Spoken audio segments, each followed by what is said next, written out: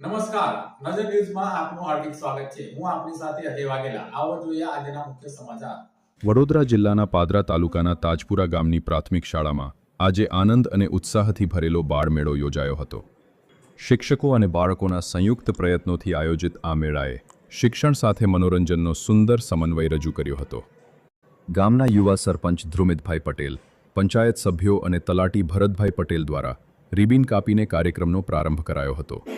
બાળમેળામાં બુદ્ધિ કૌશલ્ય વધારતી તેમજ નસીબ અજમાવતી 5 જેટલી રમતોનું આયોજન કરવામાં આવ્યું. સાથે જ બાળકો દ્વારા રંગારંગ ડાન્સ કાર્યક્રમ રજૂ કરવામાં આવ્યો હતો. કાર્યક્રમનું વિશેષ આકર્ષણ રહ્યું જાદુગર પ્રમોદજીનો જાદુ શો. વિવિધ રસપ્રદ જાદુ પ્રયોગો દ્વારા બાળકોને મંત્રમુગ્ધ કરી મનોરંજન પૂરું પાડવામાં આવ્યું. બાળકો દ્વારા ચટાકેદાર સ્વાદિષ્ટ નાસ્તાના સ્ટોલ પણ ઊભા કરવામાં આવ્યા હતા, જેમાં ગ્રામજનોએ ઉત્સાહપૂર્વક સહભાગી બનીને બાળકોને પ્રોત્સાહન આપ્યું હતું. આચાર્ય શ્રી નીતિનકુમાર ઠક્કર તથા શિક્ષકોની મહેનતથી આયોજન સફળ રહ્યું. બાળકો શિક્ષણ સાથે અન્ય પ્રવૃત્તિઓમાં પણ આગળ વધે અને આત્મવિશ્વાસ વધે તેવા હેતુથી આયોજિત આ આનંદ મેળો ગામમાં યાદગાર બની રહ્યો. બ્યુરો રિપોર્ટ આશીષ પરમાર, નજર ન્યૂઝ પાદરા. આજ રોજ વડોદરા જિલ્લાની પાદરા તાલુકાની તાજપુરા પ્રાથમિક શાળામાં અત્રે ભવ્ય આનંદ મેળાનો ઉત્સવ ઉજવવામાં આવ્યો, જેમાં દરેક વિદ્યાર્થીઓએ ખૂબ જ આકર્ષક રીતે ભાગ લીધો.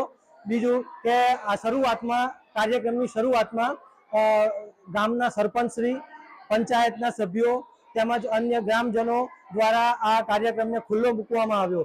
આ કાર્યક્રમના આ આનંદ મેળાના આકર્ષણોમાં ધોરણ 8ના વિદ્યાર્થીઓ દ્વારા ખૂબ જ ઉત્સાહપૂર્વક એક તેમના અનુભવો રજૂ કરતું ધોરણ 8 સુધીનું એમનું એક ડાન્સ રજૂ કરવામાં આવ્યો. ત્યારબાદ શાળામાં વિવિધ રમતો હતી, 5 રમતો હતી કે જેમાં બાળકોના બુદ્ધિ કૌશલ્ય અને નસીબ અજમાવવાની રમતો હતી. એ રમતોમાં બાળકોએ ઉત્સાહપૂર્વક ભાગ લીધો. ત્યારબાદ પ્રમોદ જાદુગર દ્વારા જાદુનો શો રજૂ કરવામાં આવ્યો, જેમાં બાળકોએ અને વાલીઓએ ખૂબ જ ઉત્સાહપૂર્વક ભાગ લીધો. એમણે જોયું અને ખૂબ જ આશ્ચર્યચકિત અને મંત્રમુગ્ધ થયા. અને ત્યારબાદ બાળકોએ બનાવેલા વિવિધ 11 વાનગીઓના ચટાકેદાર વાનગીઓના સ્ટોલ રાખવામાં આવ્યા હતા, જેમાં તમામ લોકોએ, વાલીઓએ અને ગ્રામજનોએ ખૂબ જ ઉત્સાહપૂર્વક એનો આનંદ માણ્યો. અને આ જ રીતે શાળા અને સમાજ થકી શિક્ષણનું એક હાર્દપૂર્ણ એક સાર્થક રજૂ થયું